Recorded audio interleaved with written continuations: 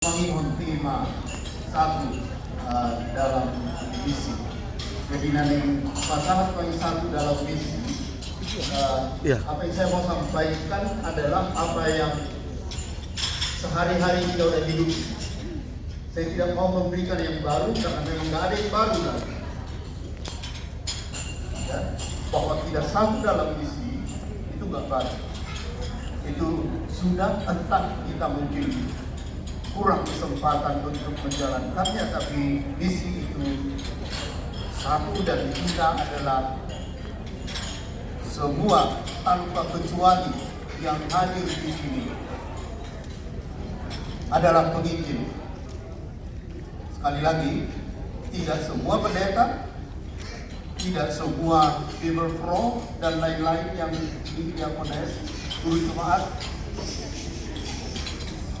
tetapi semua sama, yaitu imam, yaitu yang bagian dari apa yang disebut 1 Petrus pasal 2 ayat 9. Kita semua adalah imamat orang percaya. Jadi saya imam, ibu dan bapak adalah juga imam, tetapi ada imam atas nama pribadi, ya, ada imam atas nama jemaat. Itu kami yang didahului. Maka kalau kami berkhotbah adalah kami sebagai imam berkhotbah pada imam juga. Oleh karena itulah kita tak perlu bilang bahwa bapak adalah imam dalam rumah tangga, ibu juga imam, anak-anak juga imam, semua adalah imam. Bila demikian, dia adalah semua penginjil. Gimana jalannya semua menjadi penginjil? Berkenankah bila kita membuka sekarang kitab suci, bila tidak ada HP suci? Yohanes pasal 1 ayat 37 sampai dengan ayat 39. Bila ada yang berkenan membacakannya, ibu atau bapak, Yohanes pasal 1 ayat 37 sampai 39. Ya, ada yang berkenan? Ya, Inan sendiri. Ya. Kedua murid itu mendengar apa yang dikatakannya itu, lalu mereka pergi mengikut Yesus. Tetapi Yesus menoleh ke belakang, dia melihat bahwa mereka mengikut dia, lalu berkata kepada mereka, "Apakah yang kamu cari?" Kata mereka kepadanya, "Rabi," artinya guru, "di manakah engkau tinggal?" Ia berkata kepada mereka, "Marilah dan kamu akan melihatnya." Mereka pun datang dan melihat di mana ia tinggal, dan hari itu mereka tinggal bersama-sama dengan dia. Waktu itu kira-kira pukul 4. Baik. Walaupun nanti akan kita baca itu, tetapi lebih lanjut ayat ya, tapi kita bisa tahu bahwa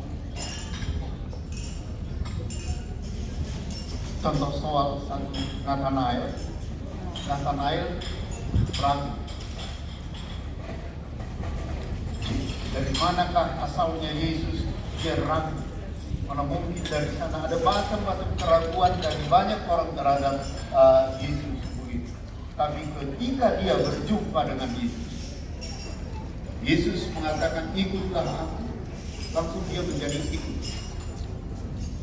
Sekali lagi, saya boleh berteori tentang Yesus, saya boleh berpikir-pikir tentang Yesus, tapi sekali dia sudah datang berjumpa dengan saya, dia ubah semua.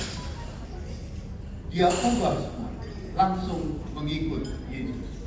Maka bila aku mengikut Yesus, itu bukan kehendakku sendiri, tetapi Yesus yang menarik aku padanya.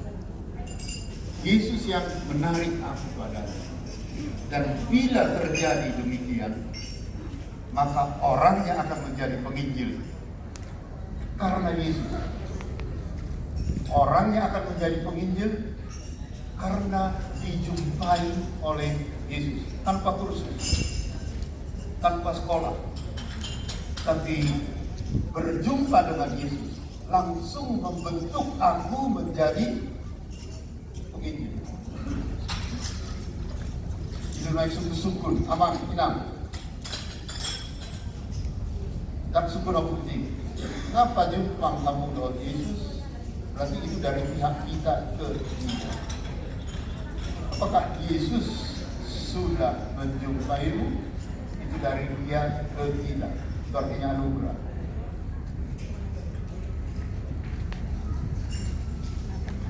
Kalau Yesus itu kamu? Rumah roh Yesus itu kamu? Dia dari dana, ngaroi bar.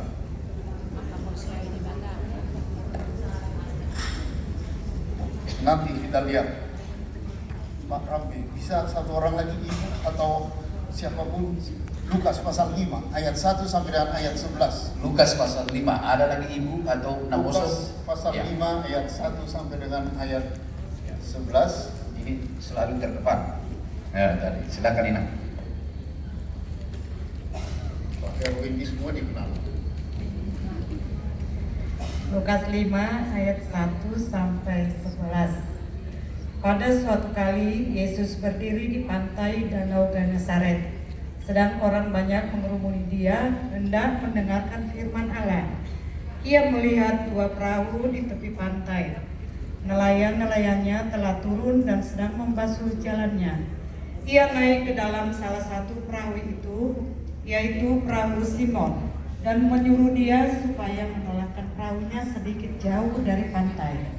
Lalu ia duduk dan mengajar orang banyak dari atas perahu. Setelah selesai berbicara, ia berkata kepada Simon, "Bertolaklah ke tempat yang dalam dan tebarkanlah jalamu untuk menangkap ikan." Simon menjawab, "Guru, telah sepanjang malam kami bekerja keras dan kami tidak menangkap apa-apa. Tetapi karena engkau menyuruhnya, aku akan menebarkan jala juga." Dan setelah mereka melakukannya, mereka menangkap sejumlah besar ikan, sehingga jala mereka mulai koyak. Lalu mereka memberi isyarat kepada teman-temannya di perahu yang lain supaya mereka datang membantunya. Dan mereka itu datang, lalu mereka bersama-sama mengisi kedua perahu itu dengan ikan hingga hampir tenggelam. Ketika Simon Petrus melihat hal itu, ia pun tersungkur di depan Yesus dan berkata, "Tuhan, pergilah daripadaku, karena aku ini seorang berdosa." Sebab ia dan semua orang yang bersama-sama dengan dia takjub oleh karena banyaknya ikan yang mereka tangkap. Demikian juga Yakobus dan Yohanes, anak-anak Zebedeus, yang menjadi teman Simon. Kata Yesus kepada Simon, "Jangan takut, mulai dari sekarang engkau akan menjala manusia." Dan sesudah mereka menghelap perahu-perahunya ke darat, mereka pun meninggalkan segala sesuatu lalu mengikut Yesus. Mereka meninggalkan segala sesuatu lalu mengikut Yesus. Kalimat terakhir adalah dari pihak mereka ke Yesus. Tapi yang sebelumnya adalah Yesus datang pada dia dengan mujizat itu, menyentuh hidupnya melalui mujizat itu sebagai seorang yang pengalaman di dalam menangkap ikan, ya, tidak punya arti dibanding dengan mujizat yang dia lihat melalui Yesus, di mana ikan diperoleh pada siang hari sedemikian banyaknya. Lalu apa yang dia buat adalah, "Tuhan, pergilah daripadaku karena aku adalah orang yang kelihatan saleh tapi salah." Karena semoga kita gak ada yang bilang begitu, tak satu pun. Janganlah kiranya pernah ada satu orang mengatakan kepada Yesus dengan mengatakan, "Tuhan, aku orang berdosa, pergilah daripada aku." Itu terbalik itu. Misalnya sama seperti dokter, "Dokter, aku sakit, pergilah daripada aku." Apa yang dokter katakan? Justru karena kau sakit, maka justru karena kau berdosa, maka sekali lagi, justru karena kau berdosa, maka Jangan ragu, isi rumah kisah berdosa. Betul dong? Dah kolana habe. Betul dong, kau? Esok nak uji kamu ida. Roma 5 ayat 20. Ada yang berkenan membacakannya? Roma 5 ayat 20. 5 ayat 20. Silakan berdiri, Pak.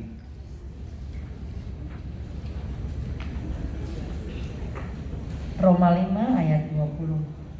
Tetapi hukum Taurat ditambahkan supaya pelanggaran menjadi semakin banyak. Dan di mana dosa bertambah banyak, di sana kasih karunia menjadi berlimpah-limpah. Mari kita baca sekali lagi bagian kedua dari ayat itu. Di mana dosa bertambah banyak, katanya, ayo kita baca bersama. Mari.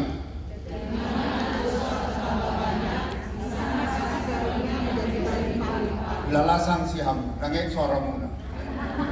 Jahamu salinai bubu baik kamu.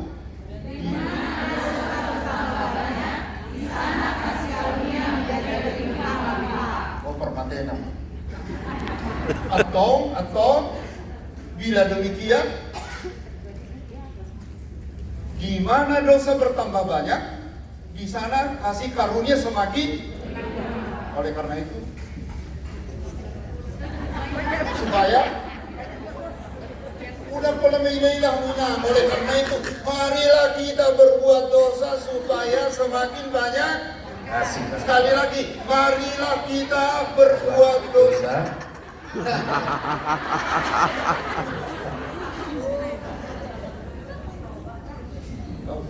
Jahinan jolo rum onom ayat 1. Roma 6 ayat 1. Roma 6 ayat 1. Silakan Inang Bibel Pro. Sian handphone suci. Habis suci. Silakan. Berdiri, Inang.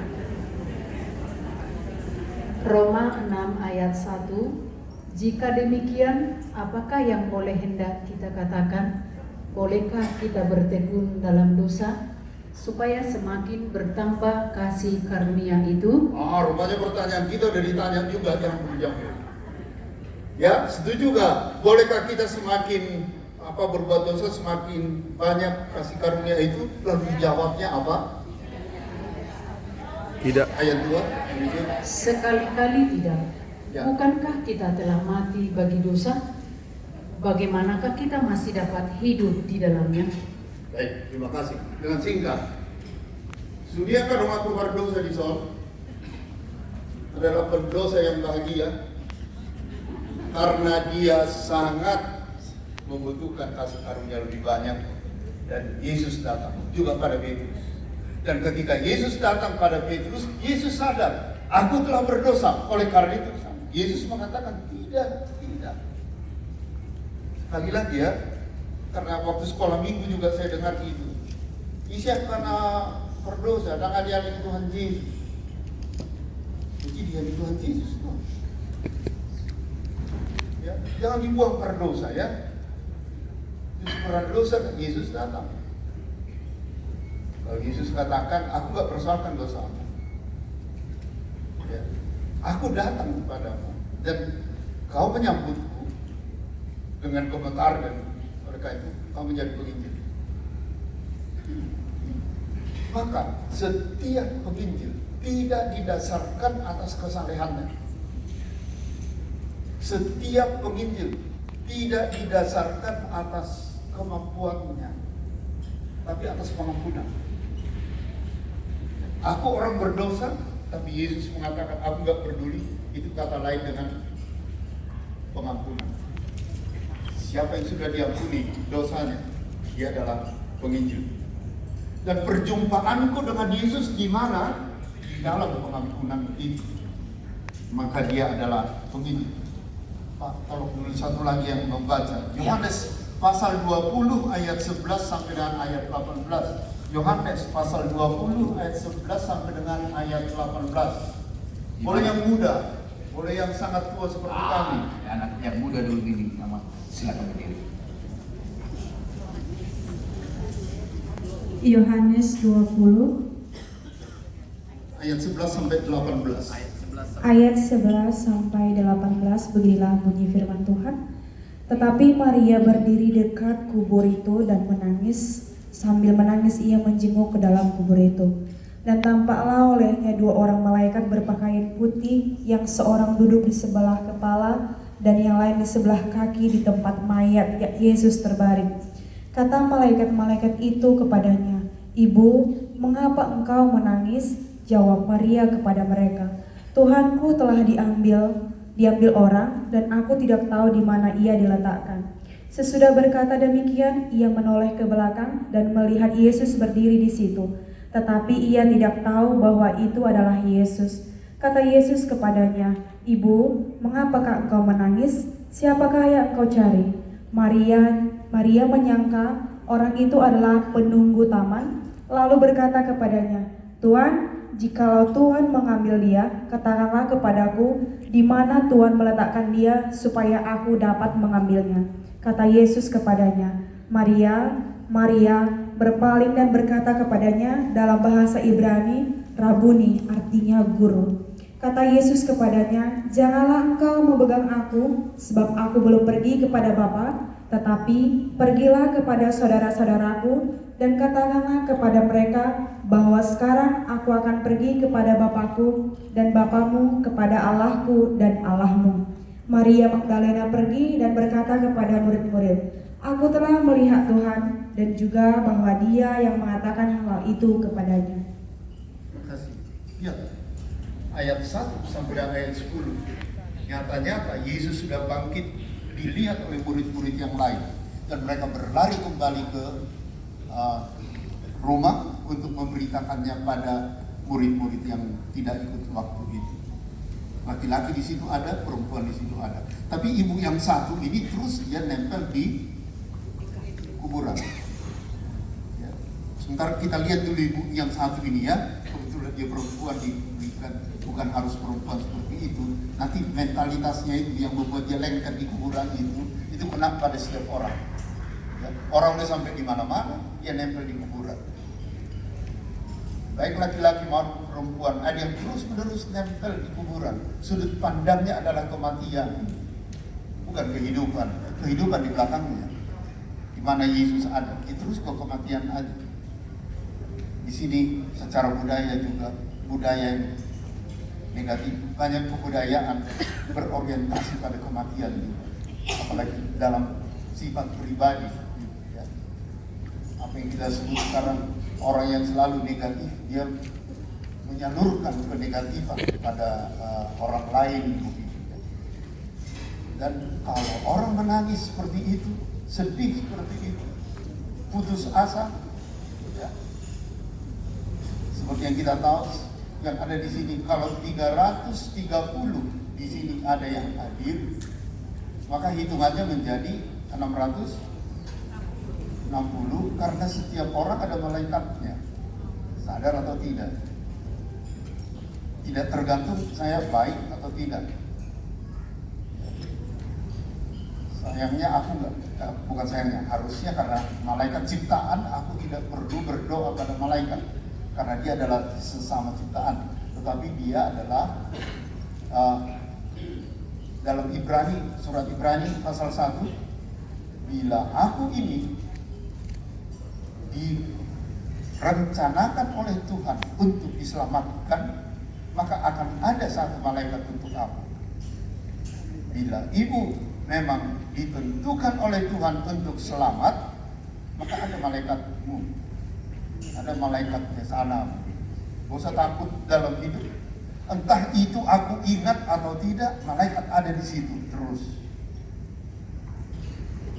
Nanti Ibrani 1 ayat 14, lalu nanti bandingkan dengan Mazmur pasal 90. Saudara-saudari, kita mau lihat di sini ya. Ibu ini yang terus matanya lengket pada kuburan itu, dan matanya penuh dengan air mata, ya. Di situ kali ini disuruh lagi 2 malaikat, satu di sini, satu di sini, supaya dilihat memang itu kosong. Tapi ditanya, mengapa engkau menangis? Mengapa engkau menangis? Jawaban dia kedengaran menyedihkan. Tapi nanti kita lihat Tuhanku di mana? dan aku tidak tahu Tuhan jenis apa itu. Kata-kata nada, kita kuhala di Tuhanku. Oh, berarti Tuhan masih takut-takut. Kalau Tuhan nabu takut-takut. Dan kalau kiai dah Tuhan nabu takut-takut. Aduh. Juga dalam tafsir Martin Luther dalam katekismus besar. Kemana hatimu lengket, kemana hatimu yakin, itu Tuhan. Itu kedudukan, kalau itu harta, itu Tuhan. Bisa saja orang ke gereja tapi Tuhannya macam-macam. Bisa. Dan ini salah satu nyonya ini. Dan dia terus terang, Tuhanku diambil orang. Dan aku tidak tahu di mana dia diletakkan. Namanya udah penuh air mata kan? Oh pantaslah. Ingat aja, kalau Tuhanmu adalah Tuhan yang begituan, akan terus terancam hidupnya. Itu penuh ketakutan mungkin. Sampai akhirnya dia berbalik melihat Yesus ada di sana. Tapi dia tidak kenal. Ya wajarlah, matanya penuh dengan air mata, maka dia tidak mengenal siapa itu. Dan pertanyaan Yesus sama juga. Apa yang ditanya? Mengapa engkau menangis? Bisa kita lihat jawabnya Maria itu lagi. Mulai tabatak. Dino. Moloho ada buat Tuhan. Kalau memang engkau yang mengambilnya, padahal itu sebenarnya yang dia cari. Kalau kau mengambilnya, lihat, itu orang yang udah negatif tadi ya, semua orientasi berpikirnya udah lain dan gak jelas lagi melihat apapun, dia udah menunjuk dan menyalahkan. Itu ciri banyak budaya seperti itu juga, hidup politik juga banyak seperti itu. Dia akan menuding dan menyalahkan. Dan Yesus ada di depannya dan dia salahkan, dalam artian dia tuduh menjadi pencuri dengan tidak langsung. Molohoda nama buat tuhaki bahwa dengan kata lain panakul. Hidup Tuhan Yesus panakul. Tuhan Yesus mengatakan, "Angin atau nama dari mana lah ini mama ini belajar? Bukannya kita kawan selama ini." Ya, lalu apa dia bilang? Ibu tadi terlalu lembut. Mau kata, dia kata, Maria. Yesaya 43 ayat 1 dan 2. Aku menyeru namamu, engkau ini kepunyaanku. Nunga pola hujau baru au nampunaho. Bisa pakai istilah itu untuk buka baju rahasia di Pak Erwino dan di foto Bapak Erwin, aku foto depannya si Alek. Tiki mahasiswa.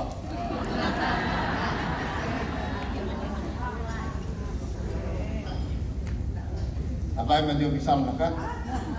Apa yang maju misalnya warna si Sidik misalnya. Ali sudah mandok si Sidik. Lah sarupai mana do halak nasi ya kan? Terus ada umat gowar saya di mana? Hola di mana umat gue? Ya, mana ngasih ici main kan? Ima seruan malam minggu, nah Juli dah ada terlalu banyak apa ya? Halo ici ILVU ina menang akhir aku boto. Halo ini IMSSU ni tanah nonton.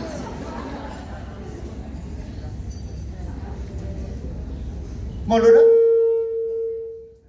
pugat ti guarmu nak tolong buka waktu dulu ini yang dohon di mul pugat ti guarmu kalau berhak ya nunga pala jauh guarmu au mau bahasa malam minggu sebetulnya ILVU ini molo di jo warmu sadda binay nangda yang warmu si bonar ro bisa warmu nay nang Sentiapa nama? Alisen tiama. Budi di mahal tu bagasan keluar di mata ama anak dohot. Nah jadi jauh soal kamu, enggak. Dak kamu bela punamu deh nak. Jangan laksana punamu saja bisa biar tolong rohana. Alai dia batas itu lu sadar adalah pemilikku dan namamu ada di dalam nama Tritunggal. Ini luar biasanya yang 330 orang di sini sekarang. Ini adalah manusia-manusia yang punya nama di KTP dan yang lain-lain di akte lahir seperti yang lain juga, tetapi kekhususannya adalah dia namanya ada di dalam Tritunggal, Allah Tritunggal. Nggak cukup buat pemada buat si hehehe pemma guardi, nggak cukup itu. Lebih daripada ya. Maria, apa yang memilikimu? Bukan masalahmu yang memilikimu. Ada isodongan na bermasalah. Punya penderitaan, beban berat. Siapa yang punya itu? Yang punya masalah itu siapa yang bermasalah? Saya, maka saya yang bermasalah, saya yang punya masalah. Jangan dibalik, masalah jangan mempunyai aku. Dan kita ya, ikuti masalah, nah, ikuti sorak-sorak, kan? Terus ia dengar, marilah kepadaku, hai kamu yang berletih lesu dan berbeban berat, aku akan memberikan. Oh dia ingat itu, kalau gitu dia pergi ke gereja, bawa supaya dia angkat. Sampai di pintu gereja dia letakkan, dia nyanyi di situ, roh enak.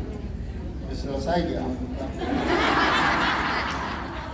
Karena ada kecenderungan dari manusia yang bermasalah menjadi sangat sayang dengan masalah itu, dia enggan untuk lepas dari itu. Itu secara psikologis semua udah tahu. Ya. Manusia yang begitu harus dibentak. Sadar, bukan masalahmu yang memilikimu. Aku punya masalah sekarang. Ya, dia masalah ini. Dan sidung ko beda pala biar. Bisa siya ada masalah. Benigo harus sudah sakpon, no hajuk munai, hihamu sudah itu akan masalah. 20 masalahmu, gak ada soal, masukkan semua pada tempat-tempatnya. Jangan campur aduk masalah kantor dengan masalah rumah, masalah anak dengan masalah gaji dan semuanya, gitu ya. Jangan dicampur aduk. Semua bisa punya masalah, tapi kau yang memiliki masalah, bukan masalah yang memilikimu. Dan sekarang Yesus mengatakan, aku memilikimu. Sadarlah si Maria. Apa yang dia bilang? Oh, Rabuni. Lalu dia datang mendekat untuk memeluk kaki Yesus. Lalu Yesus mengatakan, jangan dekat-dekat. Cuma dia nggak tahu peristiwa lain di dalam Injil Lukas. Ada perempuan yang begitu, Yesus menampakkan diri, lalu mereka memeluk kakinya, Yesus biarkan. Tapi nyonya yang satu ini nggak dibiarkan. Enggak. Ada manusia seperti kau. Kalau sudah dalam keadaan apa gitu, gitu, semuanya jadi seolah-olah beres. Nanti selesai itu balik lagi nggak ada apa-apanya. Ada yang begitu ya. Atau ada 3 laki-laki ini, jangan seolah-olah perempuan semua. Ya, ada 3 laki-laki, mereka dibawa oleh Yesus ke bukit, lalu Yesus dimuliakan di atas bukit. Kita tahu cerita lainnya. Di sini Musa dan di situ Elia. Lalu mereka begitu kagum, aduh ini suasana seru sekali yang luar biasa, yang kita tidak bisa tahu. Aduh, aku pengen di sini suasana seperti ini. Lalu apa dia katakan? Tuhan, kami bangun 3 tenda ya, satu untukku, satu untuknya, dan satu untuknya. Maksudnya supaya suasana ini, aduh enaknya. Yesus bilang, gak perlu. Untuk apa ada yang begituan? Karena itu untuk memenuhi. Begitulah agama sekarang, bukan hanya gereja. Agama-agama masuk ke dalam suasana, saya pakai istilahnya ekstase religius. seolah-olah dia dimabukkan. Dan agama yang kelihatannya favorit sekarang adalah agama yang memabukkan. Oleh karena itu dia ditampilkan supaya memberi kemabukan. Dan semakin orang semakin orang mabuk dengan agama, maka dia semakin jauh dari Tuhannya. Semakin jauh dari Tuhan. Karena makin repot dengan agama, syarat makin banyak, maka lupa pada Tuhan. Ini bisa terjadi di macam-macam. Bisa terjadi bermacam-macam jemaat, bahkan dalam Alkitab pun begitu. Nanti Efesus pasal 2 begitu. Efesus semua punten A. Efesus. Ala yang ada Pak Kumarengan, Pak Kurami Kudiho. Itu kasihmu yang semula sudah hilang. Karena apa? Kalau kasih dari sana ke sini, ketekunan dari sini ke sana. Setiap kehidupan bersama dengan Tuhan dialihkan menjadi dari sini ke sana. Kelihatan rapi, Marminggu sudi, Marko sudi, ini dari sini ke sana. Tapi itu kering, sudah tidak ada dari dia kasih yang semula dari Kristus pada. Maka Yesus mengatakan, jangan sentuh aku, tapi pergilah dan katakan kepada murid-murid. Lalu kemudian dia pergi. Saat itu juga dia menjadi penginjil. Ya, entahpun dia tuduh Tuhan sebagai pencuri, atau dia datang daripada keputusasaan yang luar biasa, Tuhan Yesus tidak mau tahu. Aku mengasihimu, oleh karena itu pergilah menjadi penginjil. Kalau Yesus datang padamu dan mengatakan begitu, aku mengasihimu, hanya satu yang mungkin terjadi dalam dirimu, yaitu engkau menjadi penginjil. Tidak mungkin terus-terus hidup. Kalau aku tahu ini Yesus, kalau melihat mak, ayo langsung udah masuk melihat mak, mata. Udah kira kalau dia tanda kutip dia semuanya, akal sorry rumah ini, tak ngorok. Ya bodoh, mulus bodoh. Oh suara bodoh, suara. Atau mau diwaktu kan? Suara kali. Kalau tadi diminta apa?